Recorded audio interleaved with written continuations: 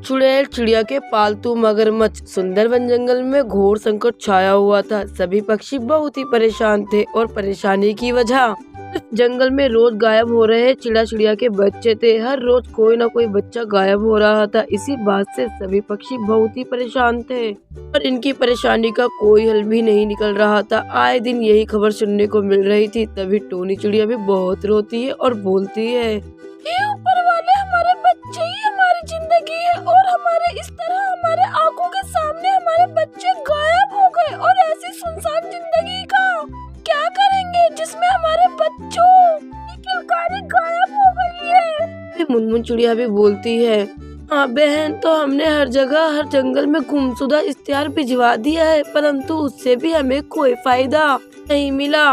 छोड़ो टोनी बहन, इस तरह हम कब तक रोते रहेंगे। इतना बड़ा गम तो हमारी जिंदगी में मिल ही गया है। फिर रात हो जाती है। चुड़ैल चिड़िया फिर से तोते के बेटे बिट्टू को चुरा कर ले जा रही थी और नदी में मारकर नदी में फेंक रही थी और उस नदी में जो मगरमच्छ होते हैं और उन मगरमच्छ को बोलती है, तो मेरे बच्चे खाओ आज का भोजन और आगे भी तुम्हारे लिए ऐसे ही भोजन लाती रहूंगी। और ये सब करते हुए बंटी कबूतर देख लेता है और बंटी कबूतर अपने आप को रोक नहीं पाता, नदी के पास चला जाता है और उस चुड़ैल को बिट्टू को फेंकते हुए देख लेता है। और फिर बंटी कबूतर बोलता है, अच्छा पता चला जितने भी जंगल में बच्चे गायब हुए हैं सब तुमने ही मार के इस नदी में फेंक दिए हैं। चुड़ैल बोलती है, तेरा भी अंत इसी वक्त होगा।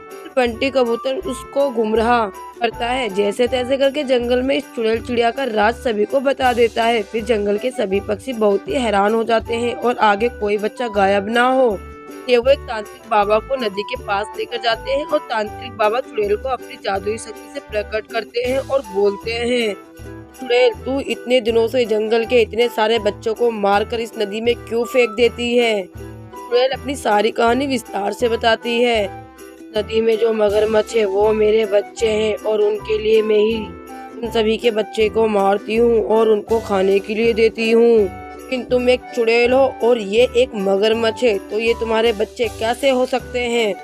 एक दिन की बात है, मैं एक साधारण चिड़िया थी और मेरे बच्चे दोनों बहुत ही जिद कर रहे थे खेलने के लिए, तो मैंने बोला ठीक है खेल लो। और तभी दोनों बच्चे खेलते खेलते एक पेड़ के पास जा पहुँचे और वहाँ पर पंडित जी तपस्या में लगे हुए थे और मेरे बच्चों की वजह से उनकी बरसों की तपस्या भंग हो गई। इसलिए उन्होंने श्राप दिया कि आज से तेरे बच्चे मगरमच्छ बन जाएंगे। और मगरमच्छ के रूप में मैं अपने बच्चों को देखकर ये सदमा बर्दाश्त नहीं कर पाई और मैंने आत्महत्या कर ली और बाद में मैं चुड़ैल बन गई। और उस दिन से आज तक मैं उन मगरमच्छ को पालती रही और जंगल के सभी बच्चों को गायब करती रही और उनको मारकर अपने मगरमच्छ को खिलाती रही।